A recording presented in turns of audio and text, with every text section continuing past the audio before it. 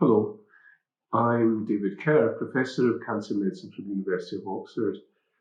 And as we enter a period of national mourning to remember our Queen, Her Majesty Queen Elizabeth II, I thought it would be worthwhile a few moments of my time in the whole years if I reflect on my memories of the Queen and I. This is a strange time for the nation. All of us who are under the age of 70 have never known any other monarch other than Queen Elizabeth, and she has been a constant in the backdrop of all our lives. And I think the respect, the admiration, the love and affection which has been generated from around the world shows her position as a global stateswoman and as somebody of historic importance. Strange time for the nation and calling each of us to reflect individually in the memories that we have. I've met the Queen 3 times. Quite different occasions, actually. The first was aged 5, 1961. These are the back streets of Glasgow. And our wee tiny primary school, Denard Street Primary School, the whole school was whipped out of the playground. We're all given a white hanky, and we lined up in Maryhill Road. This is the main thoroughfare through the part of Glasgow in which I come from. And it was November, I think, foggy, those misty, foggy days of yore, the post-industrial Glasgow. And we stood for quite a while, and eventually a big flotilla of cars shot up Maryhill Road, possibly one for the Royal Ensign. We all waved our white handkerchiefs absolutely furiously for those seconds it took for the cars to pass by. Then we marched back into school again. So very much part of a rent-a-mob. And in those early days, showing respect for, obviously, Her Majesty, for the Crown. And there we were.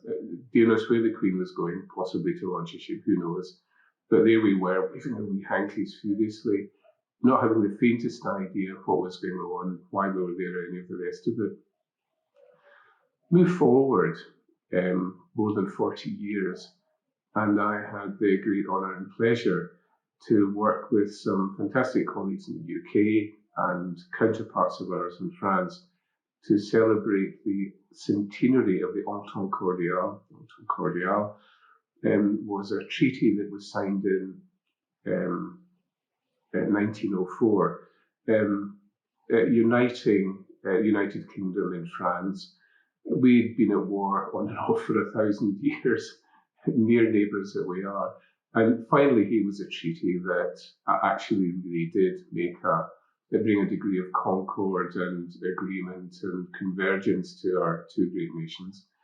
The centenary 2004, to her eternal credit, our Queen as head of state and President Chirac, head of state of France, thought that they would celebrate the centenary by celebrating the work which our two nations had done around the delivery of cancer treatment, of cancer research, a remarkable thing.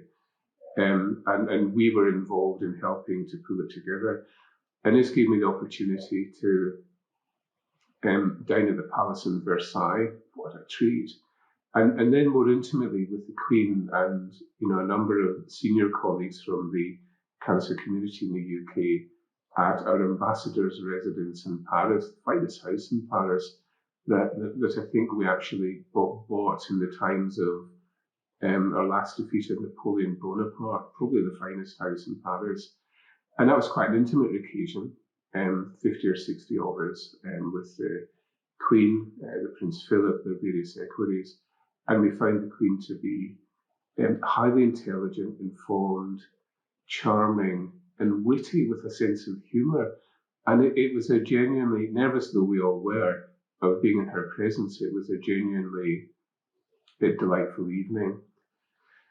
The next occasion was a state banquet. So this was the sort of return match to Versailles and was held in Windsor Castle. What a night out, goodness gracious me. So 120, 150 guests of the good and great from both nations being represented at in this beautiful 1,000-year-old castle.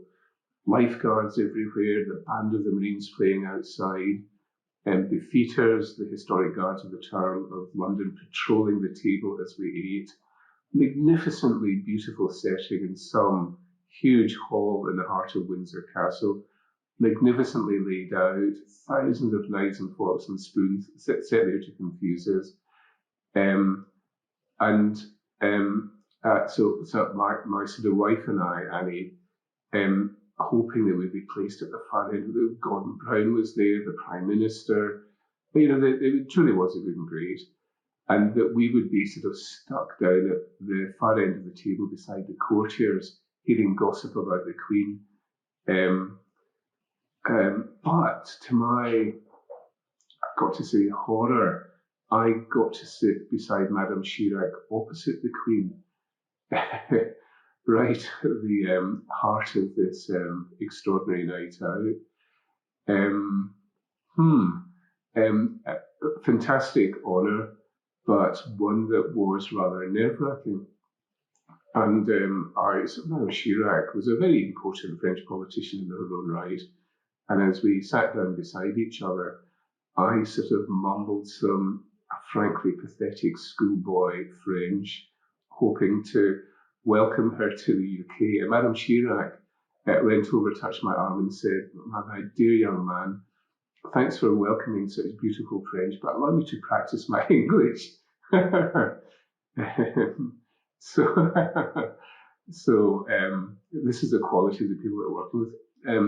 Again, a fantastic night. What else did we learn about the Queen?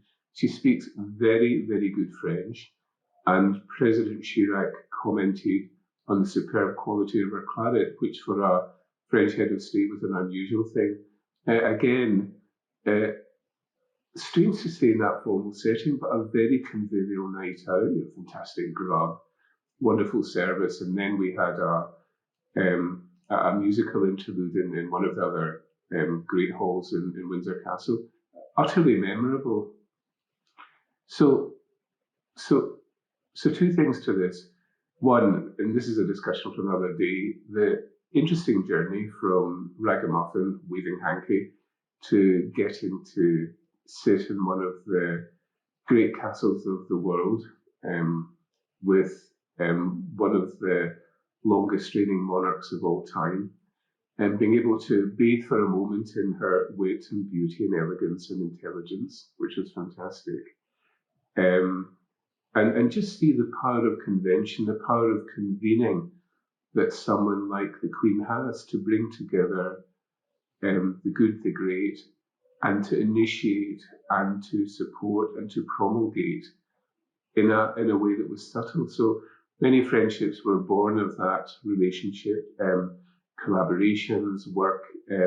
So a lot of technical things followed from that in terms of working with my friends David Kerr from the Salpêtrière in Paris, from Thomas Stewart, the great Thomas Stewart from the Institut Gustave Roussy, deepening relationships between our two cancer communities. It's a strange time for us as we wait for the state funeral. At the moment as we speak, the Queen is lying in state in the throne room in Holyrood Palace. I'm Scottish. She travelled down from Balmoral in the Scottish Highlands, depicted in the rather beautiful painting behind me by James Hawkins, whom I believe is Scotland's greatest living landscape artist, a place that the Queen loved and felt at home in, a place in which she could throw off for a moment some of the shackles of the establishment and of her office, and to be with her family. And to travel down to Edinburgh to lie for a moment in state before coming down to London. The tens of thousands of Scots turned out to say goodbye, to show respect, and it was fantastic. If I'm allowed to add one small note of discord, if I just may, one of the things that struck me particularly as the Queen's funeral cortege came through the narrow streets, the intimately narrow streets of Edinburgh, was of how many people were were holding up their mobile phones and taking snaps. And I guess I'm old enough to feel a wee bit uncomfortable about that. I would rather that the crowds had stood with heads bowed and acknowledged the passing of a great woman, rather than recording it, as I guess they were doing for history. I guess they were. And for me, it struck a slightly discordant note. So there you are, the Queen and I. Forces me to think a little about the journey that all of us have made over the duration of her reign, showing, I think, the equalising powers of education being a golden escalator that can close equity gaps remarkably, one would say. But lots to think about. One of those moments in history in which, of course, we're looking forward to the reign of His Majesty King Charles III, but a chance to reflect back on the remarkable reign of Queen Elizabeth II and our tiny part as citizens within it. Thanks for listening. Welcome any comments any of you might have to make, or perhaps some of you have met the Queen or royalty, or have been touched in some way by meeting the good and great. We'd be very interested to see what partial elements of your own journey that might have encompassed. As always, thanks for listening. Goodbye, over and out.